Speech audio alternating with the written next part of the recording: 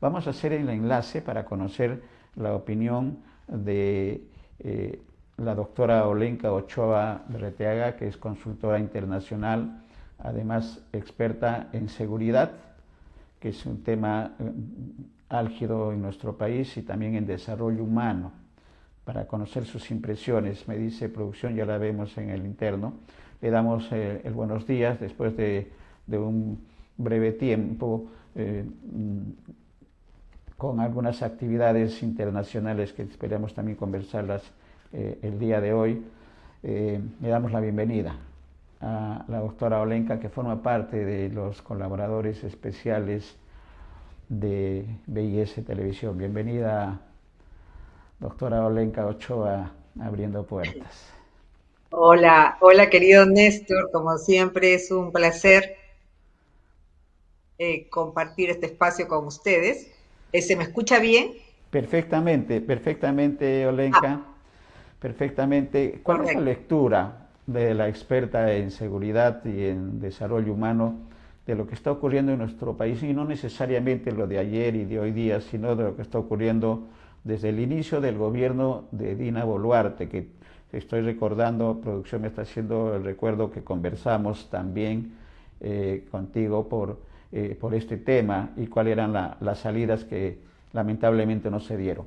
Y ya tenemos un gobierno con casi 500 personas muertas por el sicariato, por la delincuencia, y apoyadas además por más de una docena de leyes que protegen la criminalidad, el crimen organizado, la delincuencia, y que protege también a congresistas y a principales autoridades, incluida la presidenta de la República y otras autoridades del Ejecutivo. ¿Cuál es la lectura de la experta en seguridad y desarrollo humano, Olenka?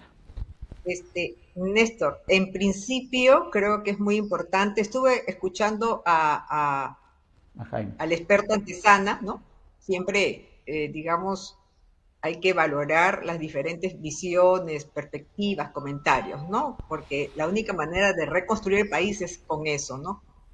Respeto a las ideas, juntar esfuerzos, tejer alianzas con todos los sectores que quieren sacar adelante al país, ¿no? Y eso es justamente lo que no está haciendo el gobierno de Dina Boluarte. Si tú me dices cómo están las cosas, obviamente se nota, es notorio para la opinión pública que no hay voluntad política para combatir al crimen organizado. Pero ahí, en ese punto, yo me quería detener un segundo, porque es necesario, digamos, transmitir a través de este importante medio de comunicación que si nosotros queremos combatir el crimen organizado, la violencia armada que se está viviendo en estos momentos, tenemos que entender el fenómeno también como economías ilegales.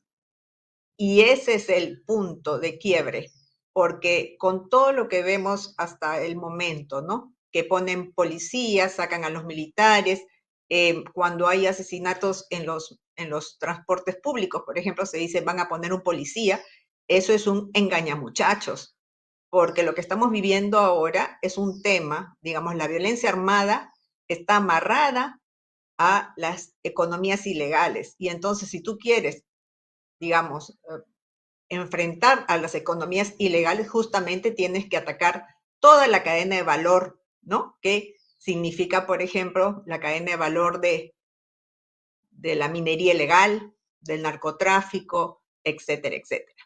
Y también tiene que entenderse, ¿no es cierto?, que estos espacios donde se producen, digamos, las economías ilegales o el mismo fenómeno de la economía ilegal, ¿no? Es como digamos, tienen organizaciones propias, donde hay unos que son los financistas, otros son los que lavan, ¿no? Hacen los lavados de activos, otros se encargan justamente, ¿no?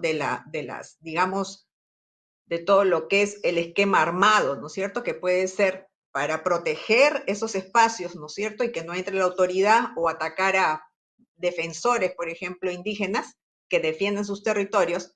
Y por otro lado también están todas aquellas personas que apoyan, que pueden ser, digamos, contadores, abogados, ¿no? Hasta medios de comunicación que están trabajando, obviamente, para las economías ilegales. Y entonces, si no se tiene un esquema, no se entiende bien el fenómeno, nunca lo vamos a combatir. Entonces, a mí me da mucha pena porque con todo lo que está ocurriendo, incluido lo de Patás, solamente para las fotos, ¿no? Y para generar como una suerte de que la opinión pública piense que el gobierno está actuando, entonces se movilizan militares y policías. Y ese es un aspecto solamente. El otro aspecto es cómo derrumbas, ¿no es cierto? Destruyes las bases económicas de la criminalidad y la violencia armada. Y eso se hace, querido Néstor, justamente utilizando aquellas entidades que podrían hacer mucho, pero que tienen muy pocos presupuestos o muy poco soporte, ¿no? Estoy pensando en la SUNAT, en la Unidad de Inteligencia Financiera, ¿no? En todo lo que es, y que muchos analistas ya lo han dicho, la inteligencia puesta, ¿no es cierto?, digamos, la inteligencia puesta a favor del combate del crimen organizado y las economías ilegales, ¿no? Y entonces, si nosotros pensamos o vemos cada vez que ocurre algo, ¿no? La presidenta lanza un mensaje cada vez más, digamos, más fuera de la lógica y de la razón, pero además moviliza militares y policías, entonces solamente ahí hay como un burdo, ¿no? Un burdo show pensado solamente para la televisión o para los medios para aparecer como están combatiendo. Y el otro aspecto, por ejemplo, que también ya lo trabajó Jaime Antesana en la entrevista que tú le has hecho, es el punto de vista de todo el paquete legal, ¿no? Porque ahí se resuelven también las cosas. ¿Cómo vamos a pretender, por ejemplo, que Fiscalía, todas las entidades que tienen que hacer justamente con desmantelar estas economías ilegales, ¿cómo van a hacerlo si desde el Congreso, con apoyo del Ejecutivo, están desmantelando todos los avances, ¿no es cierto?, en normativas y procedimientos, ¿no? Y entonces lo que estamos viendo por un lado es que te estás desmantelando todo el marco legal, por otro lado solamente se usa a la policía y a los militares para disimular la inacción y la falta de voluntad política, y por otro lado no se combate, como te digo, y no se perfila una estrategia integral para ir destruyendo todos los puntos de esa cadena de valor de esas economías ilegales, ¿no? Y entonces, lastimosamente, estamos, por ejemplo, también con una legislación, ¿no es cierto?, que acaba también de aprobarse, de bajar la edad, ¿no?, para imputar delitos a adolescentes, ¿no? Entonces, eso, por ejemplo, es un tema, Néstor, que se necesita debatir, se necesita discutir. ¿Por qué? Porque fíjate el ejemplo que damos, ¿no es cierto? O sea, los adultos decimos, hay que penalizar a los más chicos. Ya, esa es la lógica, ¿no? Es como siempre son medidas de emergencia, ¿no? Hacemos, digamos, el derecho penal de emergencia, ¿no? Nos inventamos figuras, hacemos cambios. Pero, por otro lado, el Congreso, ¿no es cierto?, y el Ejecutivo comienzan a darle facilidades a los criminales para que se queden con sus bienes, ¿no? Entonces, ¿qué mensaje le estamos dando, digamos, a la opinión pública y a la juventud, ¿no? O sea, los adultos sí, perseguimos a los más chicos, pero a los grandes, ¿no?, a los delincuentes de cuello blanco, los dejamos intactos. Entonces, esa es una hipocresía, Néstor, que lamentablemente es parte de la expresión, ¿no?, del deterioro, un deterioro, por un lado, de la clase política, pero también un deterioro que tiene que ver también con la incapacidad de los partidos políticos de conectarse con la realidad, de proponer gobierno, de proponer, digamos, rutas de desarrollo, ¿no? Y entonces tenemos, digamos, grupos de poder que se pelean, ¿no? Digamos, por cuotas de decisión política o por cuotas económicas, ¿no es cierto? Juegan también con las economías, porque ya sabemos que mucha de la gente que está en estos momentos en el poder son aliados claves de esas economías ilegales, ¿no? Entonces, digamos, lo que se hace evidente es que no hay una lógica, no hay un entendimiento propio de lo que es la violencia armada en estos momentos, y más bien, digamos, conversando también con muchos colegas, ¿no? Me decían que cuando ellos van, digamos, a varios espacios, le preguntan por lo de Bukele. Entonces yo les digo, miren, digamos, particularmente, yo puedo hablar de una experiencia. Yo he estado muchos años en El Salvador por trabajo justamente de tipo internacional, y conocí la experiencia de Bukele no de ahora de presidente, sino cuando él era alcalde, ¿no? Porque eso hay que recordar. Él ha sido muy joven, un político muy activo, de una familia hiperpoderosa, una familia conectada con todos los gobiernos anteriores, ¿no? Es decir, él no es una persona que surge en un momento y se inventa, no, él viene también con un soporte muy fuerte, porque su familia era una familia poderosísima de El Salvador. Él fue candidato de izquierda, Néstor, tú lo sabes, cuando fue alcalde, ¿no? Y claro, ahora, digamos, está más ligado a la derecha, pero digamos, lo que queremos decir es que, si bien yo entiendo que, digamos, que la gente común, que la gente de a pie está harta del crimen organizado y la violencia armada, obviamente quieren medidas, ¿no?, radicales. Pero lo que hay que entender es que Bukele, ¿no es cierto?, gobierna un país chiquitito, que es más chiquitito que Lima en términos geográficos y tiene 6 millones de habitantes. Es decir, que esa experiencia de Bukele podría ser aplicable, por ejemplo, a un distrito de Lima o a Lima metropolitana, si nos queremos poner realistas, ¿ya? Pero es imposible decir vamos a aplicar lo de Bukele porque el Perú es mucho más grande, mucho más complejo, ¿no es cierto? Y lo otro también que hay que recordar, Néstor, es que, por ejemplo, ¿qué están diciendo? Ahorita están, como se dice, de amigos, ¿no? Entre Trump y Bukele, pero ya Trump en campaña comenzó a atacar a Bukele. ¿Por qué? Porque ya se sabe que muchos de los criminales del Salvador se han ido a otros países, han llegado otra vez, ¿no es cierto? Han llegado a Estados Unidos, se han quedado muchos en México, pero tú no sabes, hablando justamente con los colegas que viven alrededor de Salvador, Guatemala, por ejemplo, me decían, tú no sabes cómo estamos ahora. La violencia se ha disparado. Entonces yo les decía, pero ¿por qué? En estos momentos me dicen, porque todos los criminales del Salvador, ¿no es cierto? Frente al peligro que los asalten o los detengan, perdón, los detengan, se han venido a Guatemala. ¿Te das cuenta? Entonces, yo creo que acá hay mucha gente que no estoy hablando del ciudadano de a pie bien intencionado, sino que acá hay muchos políticos que están hablando de Bukele simplemente porque ellos lo que quieren no es combatir el crimen organizado, porque tienen gente en el Congreso y no hacen nada contra el crimen organizado ni contra los ilegales. Lo único que quieren es implantar, digamos, entre comillas, ¿no es cierto?, un modelo donde cualquier ciudadano que proteste lo metan a la cárcel, ¿ya? Entonces, creo que ahí no hay que engañar a la población. El modelo de Bukele es aplicable a contextos y a espacios muy chiquitos, a territorios muy pequeños, máximo con una población de 6 millones. Lo otro es que es sumamente caro, ¿no es cierto? Porque no hay que olvidar, o sea, yo también ahí encuentro como una suerte de, digamos, de mirada media rara, porque aquí, si tú le preguntas a los peruanos si están de acuerdo con construir más cárceles, te dicen no, porque se gasta mucho, ¿no? Siempre se dice, ¿cómo es posible que se gaste tanto en los presos? Un montón de cosas se dicen contra las cárceles. Ahorita, por ejemplo, que se está debatiendo que este centro para adolescentes infractores de la Peina se vaya a Cañete, la gente de Cañete ha dicho, no queremos. La gente de Tacna está harta con el penal que está ahí. ¿Por qué? Porque ya se sabe, Néstor. A mí me da pena que las autoridades no miren la realidad. Tú pones un centro penitenciario en un lugar y a los años, Néstor, lo que se produce son asentamientos humanos informales. Y eso ha pasado, por ejemplo, lo conozco de cerca en San Juan del Lurigancho, ¿no? Se puso, digamos, se instaló ese centro penal y de inmediato se generaron asentamientos humanos de quienes, de familiares, obviamente de personas que estaban presas y que no podían, llegaban de provincia, lo que sea, bueno, pero se formaron asentamientos humanos, ¿ya? Y también en otros contextos, obviamente, la preocupación de mucha gente es que se escapen, como ocurre normalmente, ¿no es cierto?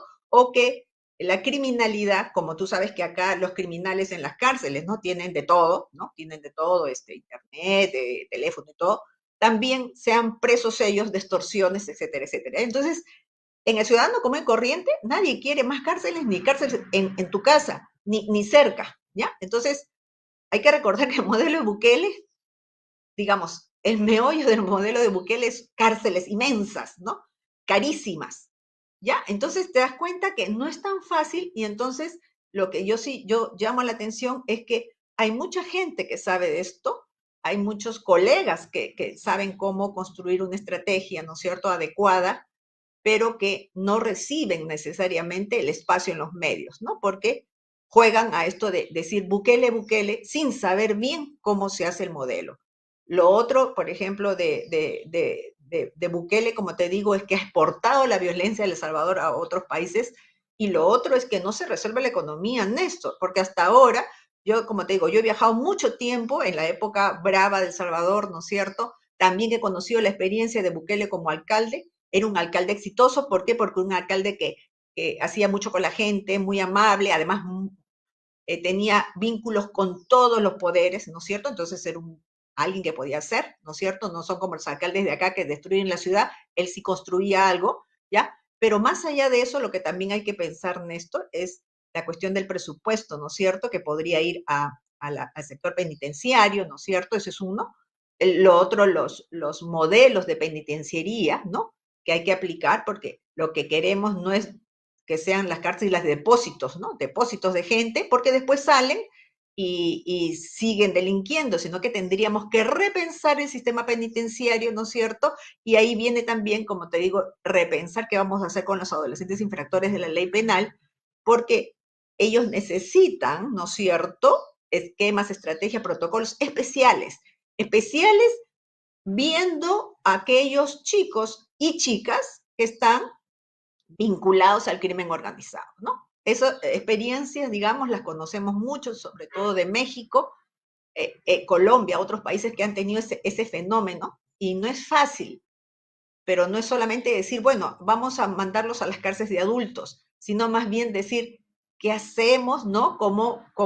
Digamos, qué servicios tendríamos que hacer para que estos adolescentes que han sido captados por el crimen organizado, salgan, digamos, de su penitenciaría o salgan de su reclusión, digamos, convertidos a la legalidad y no salgan peores de lo que entraron, ¿no? Y entonces ahí hay un tema muy fuerte, Néstor, porque no hay un debate serio respecto a qué hacer. Y ahí yo quiero también remarcar el fenómeno de la juventud vinculada al crimen organizado ha crecido. ¿Por qué? Porque tenemos zonas que están tomadas por el crimen organizado, Néstor.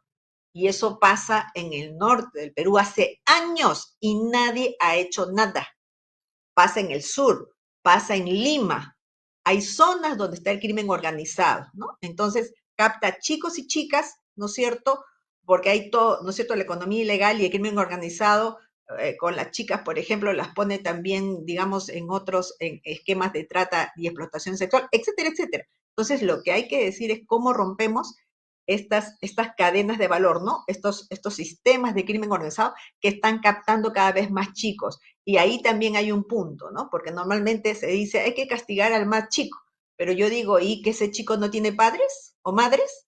¿No es cierto? Entonces también tú tendrías que decir, bueno, la responsabilidad en realidad de que un adolescente esté metido en violencia armada es de los adultos, ¿no? Entonces tú también tendrías que decir, ¿qué hacemos con los adultos que están, digamos, permitiendo eso? Porque se sabe, Néstor, lamentablemente, se sabe que hay muchos barrios en Perú donde padres y madres están metidos en cosas ilegales y los captan a los chicos, o los Sí. captan los vecinos, ¿no? Entonces te das cuenta, el tema es complejo, pero lamentablemente yo veo a un palacio, ¿no? A la presidenta, particularmente dos cosas la veo, ¿no? Preocupada por su belleza, entre comillas, ¿no? O sea, preocupada o sea, no sé quién le asesora mal, porque a ella lo que le deberían asesorar es decirle, lee, ¿no?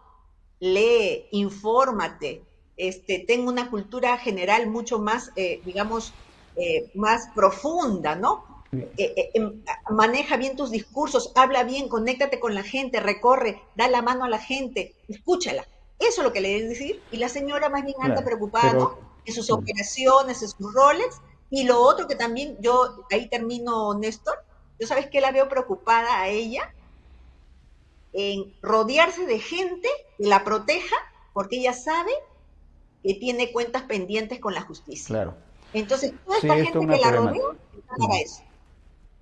Es toda una problemática que has tocado, Olenka, de la situación macro de nuestro país, pero y también aterrizando con la presidenta preocupada en problemas individuales y en la que no tiene asesores definitivamente. La situación es complicada, la situación es difícil. y nos has dado la alternativa de que hay acciones inmediatas y hay acciones a largo plazo con respecto a lo más importante de la problemática de nuestro país, que es el crimen organizado y estas economías ilegales que están manejando nuestro país. Nos decías que acciones inmediatas es derogar todas estas leyes pro crimen organizado y que favorecen a estos delincuentes, con autores materiales y con autores intelectuales, que también hay que tenerlo en el análisis, y un trabajo a largo plazo para romper las cadenas de valor que tiene la minería, por ejemplo, por solamente dar un ejemplo, y el narcotráfico en otro escenario. Qué difícil la situación, y este gobierno no lo va a hacer. La situación de Dina Boluarte es cada vez peor, no, es un gobierno sin rumbo, pero la experiencia, los conocimientos profesionales y de otros países que puede indicar de ver la luz al final del túnel. La solución está, Olenka, en el 2026, que parece bastante lejos, pero no es así, considerando de este gobierno de inacción, y en la que los más pobres son los perjudicados. Casi 5.000 personas durante el gobierno de Dina Boluarte han fallecido por el crimen organizado. ¿Qué hacer? ¿Cuál es la alternativa? ¿Cuáles son las recomendaciones de acciones que pueden hacerse desde la civilidad organizada? Ayer hemos entrevistado a Mario Amoretti, que es experto en derecho penal, y ha dicho que este paquete de leyes pro crimen pueden ser declaradas inconstitucionales. Se está reuniendo un grupo y lo van a hacer en San Marcos, en la Casona. Están pidiendo la autorización para reunirse, no para proponer nuevas leyes, sino para hacer una especie de comité de asesoramiento de las cosas que tienen que hacerse de manera abierta, cualquiera sea el gobierno, y lo ideal sería que sea un gobierno que realmente solucione los problemas, y no más de lo que ya conocemos de todo este año 2000 y parte del siglo anterior. ¿Qué recomendaciones, cuál es la experiencia y qué es lo que se tendría que hacer de inmediato, considerando que este gobierno ya no tiene rumbo? ¿Y qué es lo que puede hacer las organizaciones civiles, como este caso de lo que comento de Mario Amoretti, Sí. Olenka? Néstor, mira, yo diría que lo que hay que hacer tiene varios aspectos, ¿no? Un punto de vista es el legal o lo jurídico, que tiene también sus límites, ¿no es cierto? O sea, obviamente hay que hacer todo este procedimiento de, digamos, de revisar la legislación y presentar, ¿no es cierto?, algunos procedimientos de inconstitucionalidad, porque ahí también está, en ese paquete bárbaro que ha hecho Dina Boluarte, está la ley AXI, ¿no? Fíjate la locura de este gobierno, ¿no? Muchas instituciones que apoyan a familias de escasos recursos, a jóvenes, a personas con discapacidad, que apoyan justamente a defensores que luchan en sus territorios, ¿no? Contra las economías ilegales, van a estar en ese paquete de la APSI, ¿no? Y entonces tenemos un gobierno, un régimen, diría yo, porque es un compartido entre Palacio y Congreso, un régimen, como te decía, que lo único que quiere no es perseguir al crimen organizado, quiere perseguir a la protesta popular y quiere implementar sus medidas de impunidad, de corrupción, de robo sistemático, sin que haya voces ciudadanas que se opongan, ¿no? O sea, eso lo tenemos clarito, y creo que eso también hay que estar atentos, ¿no? Porque muchos discursos que se dicen contra el crimen organizado en realidad es que quieren tener todas las posibilidades de acallar las protestas de campesinos, de indígenas, de líderes populares, etcétera, etcétera, ¿no? Entonces, hay un punto obviamente legal, jurídico, que hay que llevar a cabo, pero lo otro, Néstor, también yo creo que el gran debate es, por ejemplo, ¿no?, sobre presupuesto público, porque no es posible que nosotros sigamos con una lógica, ¿no? De que servicios que son básicos o servicios o áreas que deberían ser repotenciadas, como lo que yo comentaba, la Unidad de Inteligencia Financiera, la SUNAP, el INDECOPI, todas estas entidades que son de control y transparencia deberían tener, ¿no es cierto?, muchos más recursos porque, por ejemplo, la SUNAT tiene un rol fundamental justamente en mirar por dónde está la economía ilegal. Igual las labores, por ejemplo, que corresponden o el presupuesto que debería darse a la Fiscalía, ¿no es cierto?, al Poder Judicial, a los centros que están atendiendo a los adolescentes infractores de la ley penal son mínimos, ¿no? Decimos, hay un debate, Néstor, y hay que luchar también por presupuesto público porque es un tema clave que normalmente no aparece en el debate porque lo que aparece, ¿no?, son las leyes, pero siempre decimos, las políticas, los servicios y todo lo que produce y todo lo que demanda la gente está basada en presupuesto público. Entonces hay que reclamar más presupuesto justamente para estos temas claves. Fíjate, hace poco me preguntaban, ¿no?, justamente sobre esto de los jóvenes y yo decía, a mí me da pena, pero hay servicios de orientación al adolescente infractor, que es aquel, no de crimen organizado, sino que aquel de repente que ha hecho un robo o ha hecho alguna actividad. Y esos servicios son precarios. Hace 20 años que yo he estado conectada a esos servicios, como voluntaria he ido a apoyarlos, ¿no? Porque se orienta a padres, a chicos que están en problemas, y siempre con las justas hay recursos. No hay grandes programas, por ejemplo, en el Perú, Néstor, como hay en otros países, ¿no es cierto?, para trabajar lo que es la orientación, el apoyo, el soporte a jóvenes, ¿no?, mujeres y hombres que están, digamos, comenzando en el mundo de la delincuencia o de las actividades de infracción penal, ¿ya? Entonces, ahí está el punto. Por ejemplo, hace poco, ¿te acuerdas que hubo ese problema de Maranguitas, ¿no es cierto? Y entonces se escaparon y todo. Entonces, pero Maranguita o sea, ya no se da abasto. O sea, los pocos centros donde detienen a los adolescentes ya no se dan abasto, ¿no? Entonces, hay que abrir el debate y hay que decir, necesitamos presupuestos si queremos, ¿no es cierto?, comenzar a construir una estrategia de mediano y largo plazo para bajar las posibilidades, ¿no es cierto?, que crezca el crimen organizado. Ese es un punto. Y lo otro, Néstor, como también yo remarcaba, es que debería ser más, digamos, más, debería haber un mayor combate, una mayor puesta, digamos, en escena de estrategias frente al lavado de activos, ¿no? Porque en el Perú es una lavandería, Néstor, por donde tú vas y la gente lo sabe, ¿no? Encuentras negocios extraños, ¿no? Tú dices, ¿cómo en este pueblo tan, digamos, tan modesto, donde la gente no tiene carreteras, de repente hay tremendos negocios y la gente misma te dice, no, ese es no, es lavado, señoritas, lavanderías les dicen, ¿no? Entonces, ¿te das cuenta? O sea, lo que habría que hacer es invertir más, dar más poder de decisión a las entidades que tienen que hacer el seguimiento, ¿no es cierto?, del lavado de activos, ¿no? El seguimiento de todas las economías ilegales, ¿no? Qué están haciendo, dónde están poniendo la platita, pero significa presupuesto. Entonces, un punto fundamental para mí es presupuesto. Y lo otro, Néstor, es también, fíjate que hay un rol, si tú me dices qué se puede hacer, hay un rol básico de los medios de comunicación, Néstor querido. Por eso yo siempre agradezco porque tú en toda tu trayectoria larga en los medios siempre has dado voz a los que no tenemos, digamos, no tenemos mayor apertura en otros medios. Pero lo que yo te quiero decir es lo siguiente. Muchos medios desde hace tiempo lo que están promoviendo es una cultura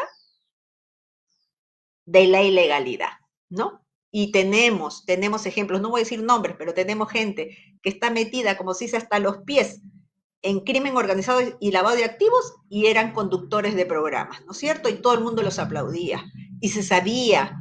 Hay gente que no se sabe de dónde saca esa riqueza, ¿no? O se sabe que están ¿no?, haciendo algo medio extraño y tienen siempre la capacidad de estar en la televisión en algunos programas, ¿sí? Y por otro lado, en los medios de comunicación, ¿qué se hace? Digamos, se resalta mucho, ¿no es cierto?, el hecho de que se tenga plata, no importa de dónde, pero eso es lo que te venden, ¿no? tú lo has visto, Néstor, programas que están solamente enfocados a preguntar, por ejemplo, ¿cuánta plata tienes? ¿Cuánto gastaste en tu boda? Pero no hay ninguna capacidad, ¿no?, de analizar, y eso ya se ha estudiado, Néstor, en otros países como México, ¿no? Cómo cala en la gente joven esa cultura del dinero fácil o del dinero de ser rico como sea, ¿no es cierto? ¿Cómo cala? Porque claro, muchas nuevas generaciones dicen, yo para llegar a ser como esa figura tengo que hacer algo inmediato para volverme millonario. Y ahí vienen, ¿no es cierto?, las posibilidades que le abren las economías ilegales y, y el crimen organizado, ¿ya? Entonces también creo que hay una responsabilidad muy fuerte y ahí yo creo que se debería trabajar, y yo creo que hay mucha gente en los medios de comunicación también que es honesta, que quiere trabajar por el país, entonces se tendría que también establecer, ¿no es cierto?, estrategias de, digamos, de cero tolerancia a la promoción, ¿no es cierto?, de estas conductas ilegales o de estos discursos que lo único que hacen es venderle a los jóvenes que lo importante es tener plata, así sea como sea. Y tenemos muchísimos programas de ese tipo que no fomentan, ¿no es cierto?, la idea de que el chico tiene que salir adelante como empresario, como emprendedor, como profesional, como deportista, sino ensalza el solo hecho, así sea que las chicas están metidas en mafias de trata, de explotación sexual, no importa. Lo importante es que tengas plata, y eso es lo que se transmite mañana, tarde y noche en los principales canales de televisión, cosa que nosotros sabemos que ese mensaje cala mucho en la gente joven, ¿no es cierto? Y sobre todo la gente joven que no tiene recursos, ¿no es cierto? Entonces, ahí hay un tema grande, lo que se llama educación cívica, si se podría decir así, y lo otro, Néstor, es que nosotros sabemos, porque también, así como recorremos muchos países, también recorremos mucho el país, y sabemos que hay zonas que están tomadas por el crimen organizado. Entonces, ahí, ¿qué cosa hay que hacer? Hay que hacer lo que antes se hacía, ¿no es cierto?, operativos, ahí sí, operativos policiales y militares, ¿no es cierto?, porque la gente sabe, Néstor, sabe dónde están los delincuentes armados, y nos Que dicen, sí, por un claro lado, que sí. nosotros no podemos hacer nada porque nos amenazan, pero la policía tampoco hace nada porque nadie les dice, pues, para hacer un operativo. Entonces, sí se podría hacer, por ejemplo, si tú me dices medidas cortísimas, es así que, como se ha hecho, ¿no es cierto?, se ha dicho que se va a hacer esto del empataz, ¿no? Se quiere hacer cosas de, ya, yo diría, en vez de hacer tanto rimbombante por ahí, hacer operativos, ¿no es cierto?, en los barrios, porque se sabe con labor de inteligencia y preguntando a la gente dónde están los criminales armados, Exactamente. y se podría hacer eso. Pero lo que se está haciendo, como te digo, es más para el show, ¿no? Sí, Y sí, tenemos un gobierno lo, indolente. in- lo inmediato, lo inmediato, los psicosociales y toda una problemática. Nos has hecho una descripción a nuestros televidentes y agradecemos por ello, Olenka, de los tips para el plan de gobierno de peruanos que hay, peruanos todavía honestos y éticos, de cambiar las cosas, ¿no? Que están incluso también en las fuerzas policiales. He conversado con jóvenes oficiales que recién salen y que no pueden actuar porque dicen, mi general es el que está involucrado en el tema de la corrupción y recibe dinero.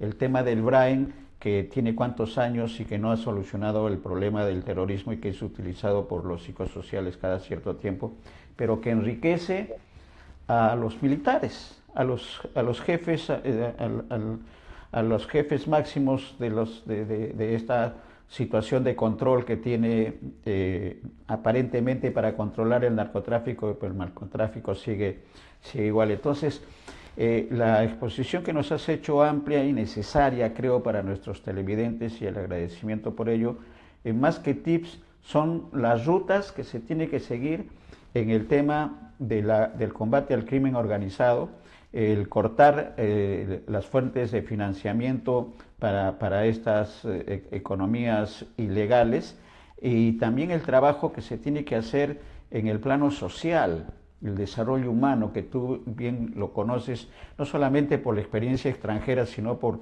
nuestro país, porque hay que recorrer, y esa creo que forma parte del comentario tuyo, para los candidatos es que tienen que conocer la problemática y la realidad de nuestro país para poder dar las soluciones, y las soluciones no están en el área urbana, sino en el área rural sobre todo, que es donde está la pobreza. Ya tenemos 27-30% de pobreza en nuestro país, es un país rico, que está enriqueciendo a estas economías ilegales. Hay mucho por hacer. ¿Qué palabras finales Sí, podemos decir a estos peruanos que están pretendiendo ser presidente en el 2026, y que hay algunos grupos políticos que están en esa línea de la honestidad, y esperemos que no se contagien de los grandes problemas de la corrupción que tiene nuestro país, que ese es el otro gran reto sí, de tarea pendiente en el Perú, Olenka? sí, Néstor. Digamos, para mí la esperanza es el pueblo peruano, ¿no? Siempre reconozco su compromiso, digamos, su capacidad enorme de trabajo, de salir adelante, de no esperar de nadie favores. Por eso es que me preocupa mucho el efecto del crimen organizado en emprendedores, ¿no? Porque yo me acuerdo mucho, Néstor, en la época del terrorismo, cuando nosotros estábamos haciendo algunas ayudas en San Juan del Urigancho, hicimos, ¿no? Hablábamos en San Juan del Urigancho, en Villa El Salvador, etcétera, etcétera, hablábamos con mucha gente y me acuerdo mucho de una persona que cuando hablábamos de la violencia armada, del terrorismo, me decía, ojalá que acabe, me decía, porque yo lo único que quiero es que me dejen trabajar. Ese es un mensaje que siempre me caló mucho y me di cuenta de cómo el terrorismo, la violencia armada destruye, no solamente destruye vidas, sino destruye futuros proyectos de vida, destruye, digamos, la posibilidad de que la gente salga adelante. Porque el peruano, con epidemia o sin epidemia, trabaja, ¿no? Sale adelante, pero con digamos, con una amenaza de violencia armada, como que no puede justamente, ¿no? Agenciarse de sus recursos y de sus ingresos, ¿ya? Entonces, es un tema que si no lo combatimos también tiene efectos durísimos en economía familiar, en economía local, en desarrollo económico, etcétera, etcétera. Entonces, es un tema, por eso es que yo encuentro también mucha gente del sector emprendedor y empresarial que está muy preocupada y que quieren hacer cosas, ¿no? Entonces, yo llamo a que todos esos sectores, los colegios profesionales que tendrían que estar en este momento, ¿no? En la vanguardia, diciendo vamos a destruir a la violencia criminal, vamos a construir Perú, ellos podrían muy bien, ¿no? Dirigir sus fuerzas y sus inteligencias a eso, igual sector empresarial, sector emprendedores. Yo encuentro mucho, por ejemplo, también organizaciones, colectivos indígenas que también están dando la batalla a las economías ilegales en su territorio, porque la economía ilegal también destruye vidas, pero también destruye ecosistemas, ¿no? Destruye territorios. Entonces, hay mucha gente que está haciendo algo y que está enfrentando, ¿no? Entonces, pero el mensaje, digamos, esperanzador, yo quiero recordar que hace poquito, ¿no? Tuvimos una noticia extraordinaria, nos alegrado mucho, creo, a todo el Perú, la designación del Papa, porque más allá de que ya sabemos dónde nació, pero el Papa es peruano, ¿no? Por vocación y decisión propia. Y entonces yo creo que eso en medio de toda la tristeza que nos embarga como país, nos da una luz de esperanza, una alegría. Entonces yo creo que en ese marco, ¿no? De mostrarnos al mundo, porque ahora el Perú está, como se dice, en los focos, ¿no? De la atención mundial, deberíamos hacer esfuerzos, ¿no? Por mostrarnos al mundo como un país que hemos sido cuna de civilización, ¿no es cierto? Con aportes enormes a la humanidad, porque el Perú ha sido despensa alimentaria del mundo, ¿no es cierto? Ha sido siempre un país con civilizaciones extraordinarias, ¿no? Que han construido sin malograr los ecosistemas, que han tenido una cosmovisión maravillosa. Entonces yo creo que ese, digamos, esa anécdota, ¿no? De un papa peruano puede abrir muchísimas posibilidades, ¿no? Y eso estábamos hablando con amigos de fuera que me han estado llamando, mandando mensajes de saludo, ¿no? Por lo del papa. Y entonces lo que decíamos, qué importante sería que, ¿no? Digamos, en ese marco de esta puesta en escena internacional que nos brinda el papa, el Perú pueda recomponerse y mostrarse, ¿no es cierto? Porque eso es lo que quisiéramos, ¿no? Que a partir de eso se muestre todas las riquezas que tiene, culturales, gastronómicas, sociales, ambientales, ¿no? Para que justamente también recuperemos una imagen internacional bastante mellada, ¿no? Entonces, hay varios retos, hay, como te decía, retos inmediatos, y el reto también lo que tú decías, ¿no? Tenemos que cambiar de gobierno. Yo tengo la esperanza de que haya nuevas fuerzas políticas, ¿no? Que no estén vendidas a la criminalidad organizada ni a las mafias, pero también ahí digamos, el deber de todos nosotros es pensar bien, ¿no? A quién vamos a llevar, ¿no? Tanto a Parlamento como al Ejecutivo, ¿no? Y ahí tenemos que cuidarnos mucho de esas voces que quieren destruir. Tenemos que votar por la gente que quiere construir. El Perú es maravilloso, el Perú es poderoso y tenemos que reconstruirnos tanto internamente como también para el mundo internacional, la comunidad global.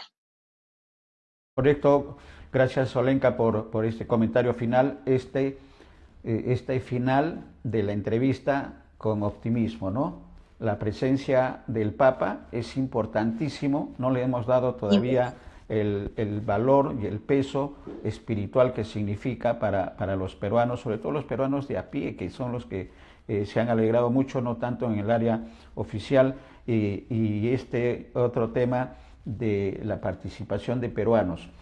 Por la experiencia, la academia no está participando todavía y creo que la academia tiene un compromiso, las universidades tienen un compromiso, las universidades serias y organizadas y que están esperando que sean convocadas. No sé, la universidad no hay iniciativa, y lo digo por experiencia, San Marcos, la Agraria y la UNI, por dar tres ejemplos, no hay iniciativa de salir hacia... se está haciendo algún trabajo de responsabilidad social, es cierto, pero falta mucho todavía y creo que ahí hay un grupo importante de peruanos que pueden aportar a ello y el otro grupo que va a ser motivo de una conversación en el más breve tiempo, va a depender de tu tiempo, Lenka, es el tema de la participación de los peruanos en el exterior. Los peruanos que también están en la academia principalmente, ¿no? Estoy acordándome ahorita del profesor y el doctor Jorge Linares, que es una de las 10 autoridades más importantes en educación superior en Francia. Y hay otra doctora en Suiza que está entre las 20 mujeres más preparadas del mundo en tema de inteligencia artificial y que tienen su corazón puesto en el Perú y su preocupación. Entonces, seguimos dándoles tips a los partidos del 2026 de lo que se tiene que hacer. Y el papel de los medios de comunicación como el nuestro, que está sobreviviendo a la situación, pero que estamos al pie con el periodismo independiente, buscando siempre, como siempre hemos dicho, promover el desarrollo humano, pero con justicia social, que está dentro de la lógica también del Papa, que ya lo dejó el Papa Francisco. Así que ya están los temas para la próxima conversación, Olenka, va a depender nada más de tu tiempo, de tu valioso tiempo, para transmitir a nuestros televidentes que están necesitando de este tipo de comentarios y de salidas a los problemas graves Sí, que tiene nuestro país. Nuestro país es más grande que sus problemas, y ya lo dijo Rosade. así es, Néstor, así es. Yo desde acá me atrevo a robarte unos segunditos para saludar a todas, digamos, amigos y colegas de Chiclayo. Yo he estado yendo mucho a la zona por diferentes iniciativas, he estado mucho en la zona, he conocido a valiosísimos dirigentes que fueron afectados, por ejemplo, por el fenómeno, ¿no?, de las lluvias torrenciales durante el año 2023, gente valiosísima, gente que está trabajando digamos, en el sector privado, en el público, etcétera, etcétera, pero es gente maravillosa, están felices, digamos, es una oportunidad magnífica para Chiclayo y todo el norte, porque, o sea, cuando a mí me preguntaban, ¿no?, de fuera, me decían, ¿y esta zona qué es? Entonces yo les hablaba del señor de Zipán, de la riqueza de los ecosistemas, de la riqueza gastronómica, les decía, el norte del Perú siempre ha sido poderoso, siempre ha sido, digamos, proverbial en términos de cultura, ¿no? En términos de, digamos, también de dinámicas sociales, de ecosistemas, ¿no? Entonces, por ejemplo, es una oportunidad también para pensar en reconstruir el norte, ¿no? No solamente es decir, ah, qué bien que vino el Papa, sino es un motivo más para reconstruir el norte que ha sido muy afectado en los últimos tiempos por los fenómenos de origen natural, ¿no? Pero desde acá un saludo y un abrazo a, a Chiclayo, que están felices celebrando, y nosotros también desde Lima celebramos con ellos. Correcto. Gracias. Un final Gracias a ti. optimista, un final optimista. Gracias, Solenka, por la participación en nombre de nuestros televidentes. Un Gracias, abrazo a la Néstor, a ti, distancia. que te vea muy bien.